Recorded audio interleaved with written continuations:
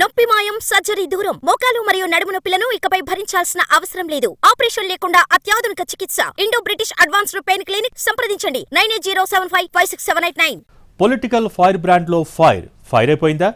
నిన్నటిదాకా అవసరం ఉన్నా లేకున్నా తెగ పేలిపోయిన మాటల తూటాలు ఇప్పుడు ట్రిగ్గర్ నొక్కినా బయటకు రానంటున్నాయా? ఎన్నికల ఫలితాల తర్వాత ఒక్కసారిగా మాజీ మంత్రి రోజా స్వరం మోగపోయింది ఎందుకు? ఆమె నెక్స్ట్ స్టెప్ ఏంటి?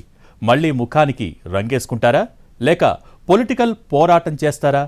అసలు ఇప్పుడేం చేస్తున్నారు రోజా?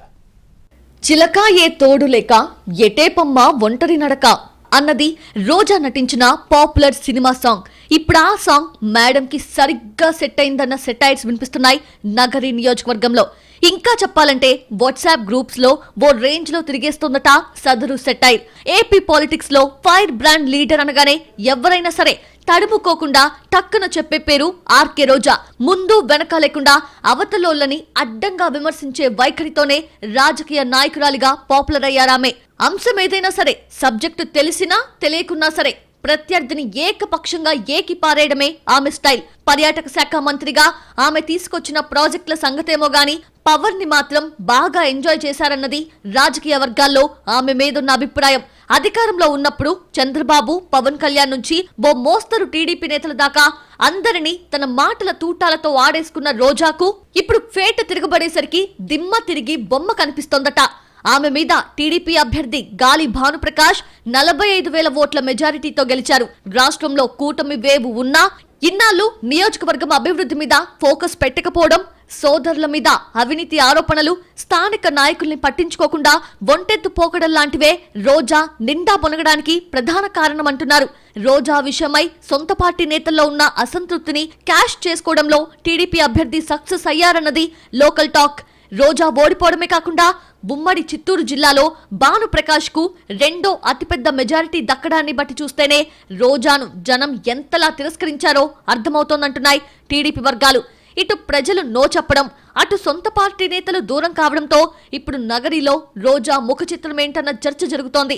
నగరికి పట్టిన శని వదిలిపోయిందంటూ నియోజకవర్గ వైసీపీ నాయకురాలు కేజే శాంతి ఓపెన్ స్టేట్మెంట్ ఇచ్చారంటే పరిస్థితిని అర్థం చేసుకోవచ్చంటున్నారు లోకల్ లీడర్స్.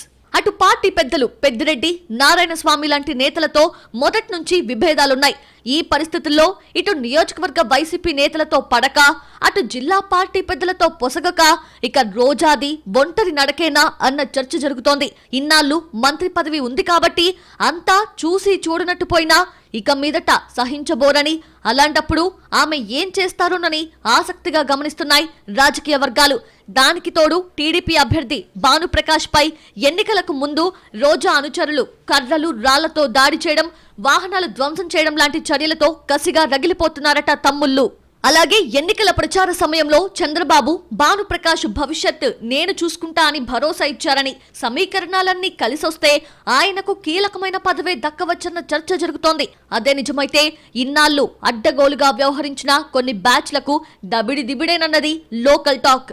అలాగే రోజా సోదరులు చేసిన అక్రమాలు, భూ కబ్జాలతో పాటు అనుచరుల దౌర్జన్యాలపై విచారణ జరిపిస్తామని భానుప్రకాష్ చేసిన వ్యాఖ్యలు ఇంకా గుబులు రేపుతున్నాయట. ఇలా ఇంటా బయట సమస్యలు చుట్టుముడుతున్న టైంలో రోజా సైలెంట్ అయ్యారని, ప్రెజెంట్ ఎవరిని కలవడానికి ఇష్టపడటం లేదని తెలుస్తోంది. జిల్లాలోనూ నియోజకవర్గంలోనూ రాజకీయంగా ఒంటరి మాజీ మంత్రి భవిష్యత్ అడుగులు ఎటువైపన్న చర్చ జోరుగా జరుగుతోంది నగరిలో. ఆమె పట్టుదల ఉన్న మనిషి, పడి లేచిన కెరటంలా మళ్లీ పోరాటం చేస్తారని కొందరంటుంటే అంత సీన్ లేదమ్మా, మళ్లీ ఏ బుల్లితెరో వెండితెరో చూసుకుంటారన్నది ఇంకో వర్షన్. ఇంకొందరైతే అసలు అది ఇది కాదబ్బా, రాజకీయ సన్యాసం తీసుకొని పూర్తిగా చెన్నై వెళ్లిపోతారని అంటున్నారట. మొత్తం మీద 5 ఏళ్ల పాటు అధికార బలంతో ప్రత్యర్థుల్ని ఓ ఆట ఆడేసుకున్న ఆర్కే రోజా ఒక్క ఓటమితో డీలా పడిపోయారన్న మాటలు గట్టిగానే వినిపిస్తున్నాయి నియోజకవర్గంలో. ఆమె అడుగులు ఎటువైపు అన్నదే ఇప్పుడు బిగ్ క్వశ్చన్.